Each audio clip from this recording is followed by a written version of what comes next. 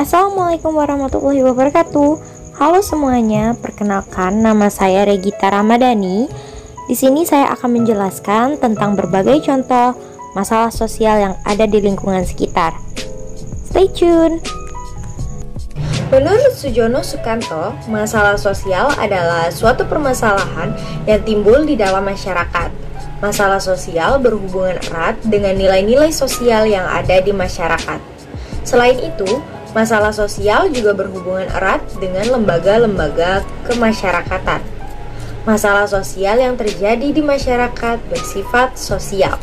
Di video berikut ini, saya akan menjelaskan beberapa contoh masalah sosial yang sering terjadi di masyarakat, terutama di sekitaran lingkungan lorong perguruan Pelaju. Kriminalitas dapat diartikan sebagai suatu tingkah laku yang melanggar norma sosial dan undang-undang pidana, bertentangan dengan moral kemanusiaan, serta bersifat merugikan sehingga ditentang oleh masyarakat. Salah satu penyebab kriminalitas ini adalah masalah pengangguran. Jika pengangguran terus dibiarkan tetapi tidak ada solusinya, maka akan menciptakan banyak tindakan kriminalitas. Kriminalitas yang sering terjadi di lingkungan lorong perguruan Pelaju ini biasanya berupa pencurian tabung gas LPG, begal motor, dan penjabretan barang-barang berharga. Ada dua tahapan dalam pencegahan dan penanggulangan terhadap kriminalitas ini, yaitu langsung dan tidak langsung. Secara langsung, misalnya dengan memberikan pengamatan fisik terhadap objek, memperbaiki lingkungan, dan menyempurnakan struktur sosial serta memperbarui hukum yang sudah tidak relevan. Adapun secara tidak langsung, bisa dengan memberikan penyuluhan dan sosialisasi serta kesadaran dan tanggung jawab terhadap masalah kriminalitas, membuat peraturan serta ancaman, dan menumbuhkan kesan akan adanya pengawasan dan sebagainya. Berjudi merupakan kegiatan di mana seseorang mempertaruhkan sejumlah uang atau harta dalam permainan tebakan berdasarkan kebetulan dengan tujuan mendapatkan sejumlah uang atau harta yang jumlahnya lebih besar daripada uang atau harta semula. Perjudian yang biasa dilakukan di lingkungan lorong perguruan Pelaju adalah toto gelap atau togel, di mana seseorang akan menebak angka yang akan keluar di pemutaran angka keluar.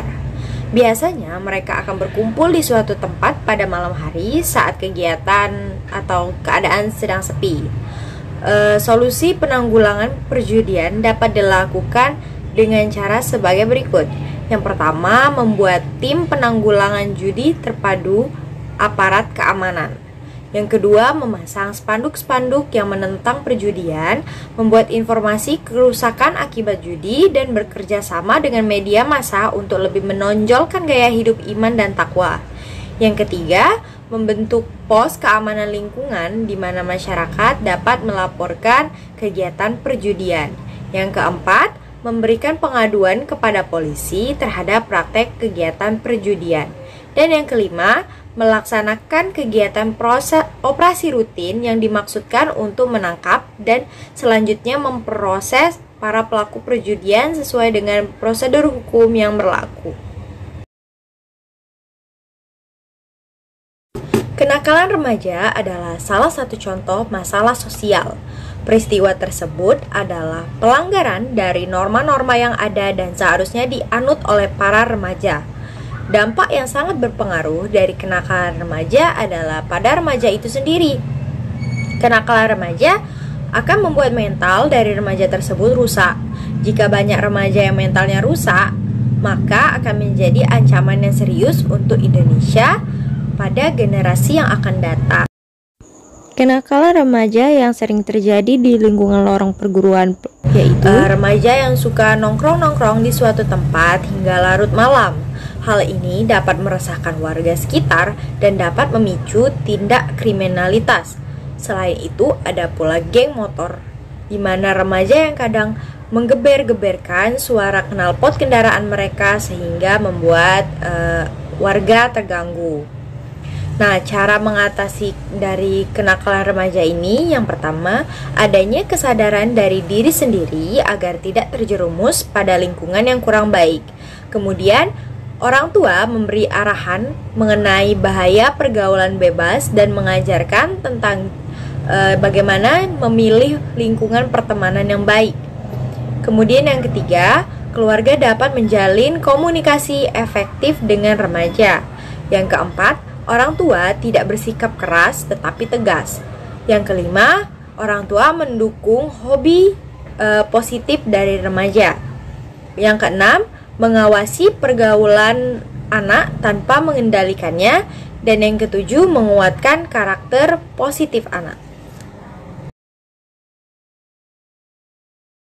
Penyalahgunaan narkotika adalah pola perilaku yang bersifat patologik dan biasanya dilakukan oleh individu yang mempunyai kepribadian rentan atau mempunyai resiko tinggi.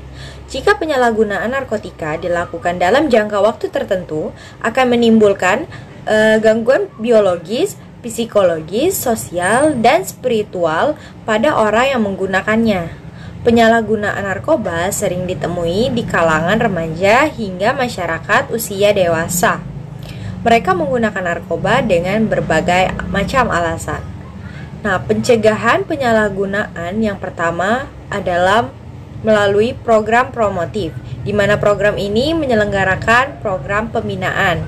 Yang kedua ada preventif, di mana program ini melakukan pencegahan kepada masyarakat yang sehat dan sama sekali belum pernah mengenal narkoba, agar mereka mengetahui tentang seluk-beluk narkoba sehingga mereka tidak tertarik untuk menyalahgunakannya. Yang ketiga itu kuratif. Program ini dikenal dengan program pengobatan, di mana program ini ditujukan kepada para pemakai narkoba yang bertujuan untuk membantu mengobati ketergantungan dan menyembuhkan penyakit yang diakibatkan oleh penggunaan dan pemakaian narkoba, sekaligus menghentikan pemakaian narkoba.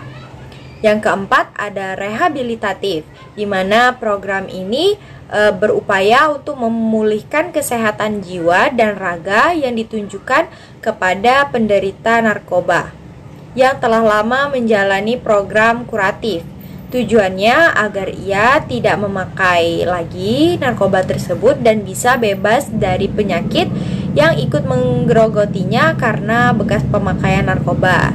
Yang kelima ada represif, di mana program ini ditujukan kepada para produsen, bandar, pengedar, dan pemakai narkoba secara hukum.